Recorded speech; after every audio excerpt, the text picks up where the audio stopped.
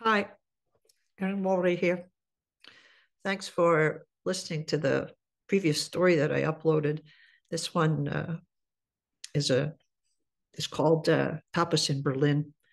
One of those stories that I write while in my head while I'm walking around, because I'm not a real story writer. I'm a poet, but my head seems to write stories when I'm out walking, and sometimes I write them down.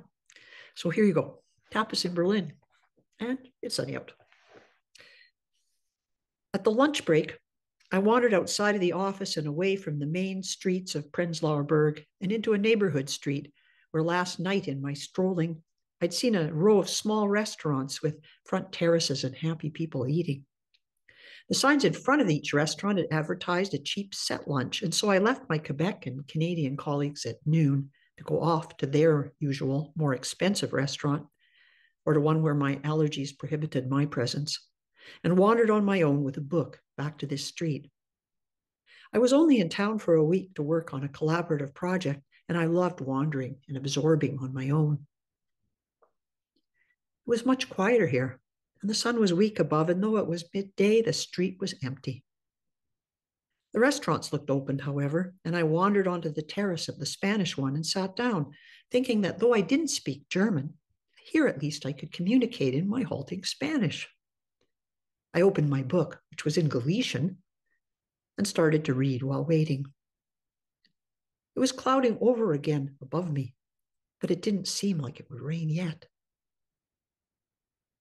After a bit, a long-legged waiter, tall and darkly handsome, came out from the restaurant next door and bounced around on his terrace, trying to get my attention.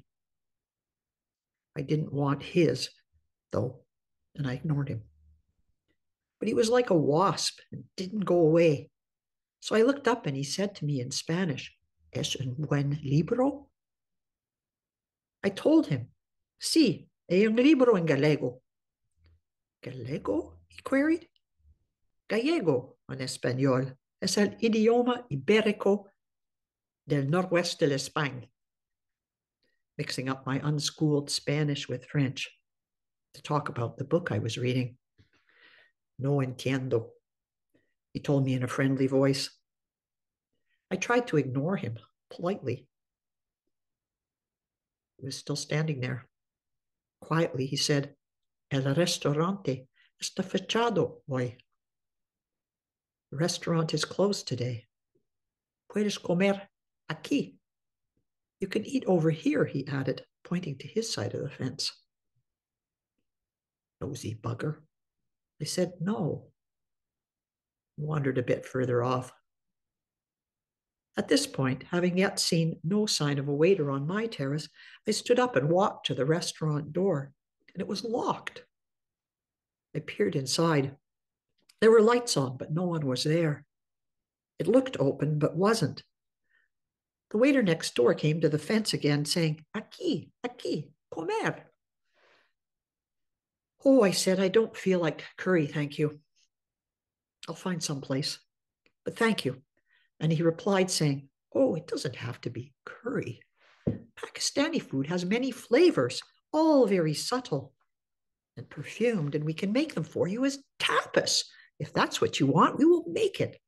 Schmeckt gut. Tapas." He was enthusiastic, and I half understood his arm waving, though his Spanish was halting, and occasionally he tried to speak to me in German to switch. I understood schmeckt, of course.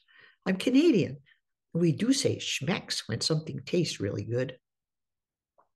"I don't speak German," I told him quietly, embarrassed at this. Then, intrigued, asked him, "Donde aprendiches español?" Mixing up Spanish and Galician again. He said, "Right here. I learned right here." He told me the Spanish restaurant was always full of people and conversation, and his restaurant often was less busy. And he and his colleague would wander around pretending to clean, close to the low fence between terraces, and learn Spanish for the fun of it. Most of this was conveyed to me by more arm waving, accompanied by a few nouns and disconnected verbs in the present tense, a Spanish very similar to mine. I laughed. I liked him. Tapas, he kept saying. We can make you tapas. Podemos hacer tapas. Oh, all right, I said. Vou comer ali. Making a mistake again in Spanish, as if it were Galician. I'll come and eat. I only had about 40 minutes left of my lunch break, though my colleagues always returned late, so I could extend a little. I walked around the fence and sat down on their side, waving and shrugging at the two waiters so they'd bring me whatever they wanted, really. I couldn't read the menu, and I didn't feel like curry. They nodded and exclaimed and discussed between the two of them. And one went over and read the Spanish menu board out loud back to the other.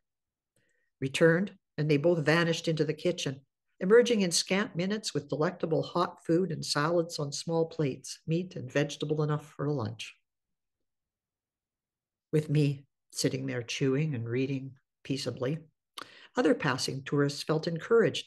You know how tourists are. They were hungry too, and the Spanish restaurant, was it in some guidebook, was closed. And people started to ask me in English, good? Good? And at my affirmation, came to sit at a table on the terrace as well.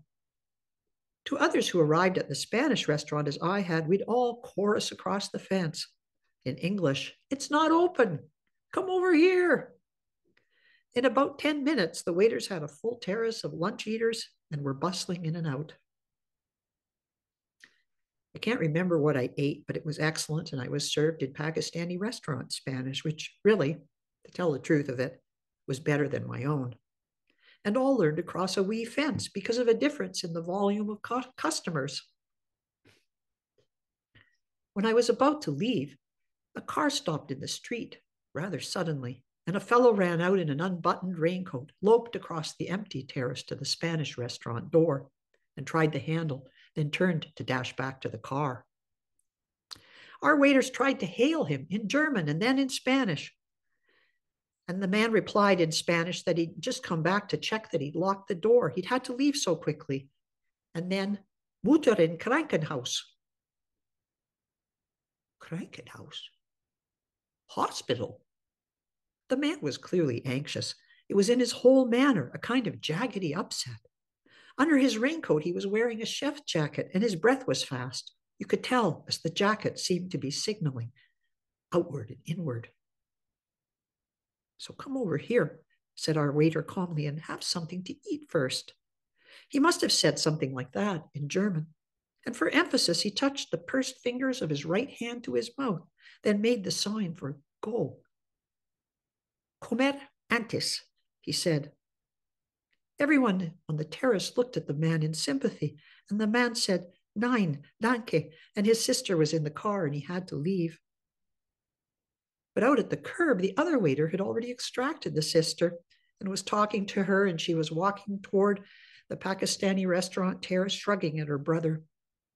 So we followed her. We all stood solemnly up out of our chairs in greeting and respect as they came inside the fence, sitting down again only when they did, and the gallant waiters leapt to bring them food. Pakistani tapas, it turns out, are good and nourishing, and it was warm and convivial on the packed terrace of the restaurant beside the empty Spanish one. I paid and left. Muchas gracias, I told the Pakistani lads, who were all grins but serious too, for the day was now serious. A man's mutter was ill. And hasta luego, gracias, hasta luego, danke, auf Wiedersehen. They kept on working in a whirl of long legs and transported dishes, and the people kept on eating, and the terrace was full, and my stomach was full, and the sun was weak above. The rain had held off after all. My energies restored, I walked back to the main street to return to the office and work. I can't remember where my colleagues said they had gone to eat. No, that I do not remember. And for the entire rest of the week in Berlin, for the life of me, I could not find that side street again. Thank you, everybody. Bon appetit. Have a good day.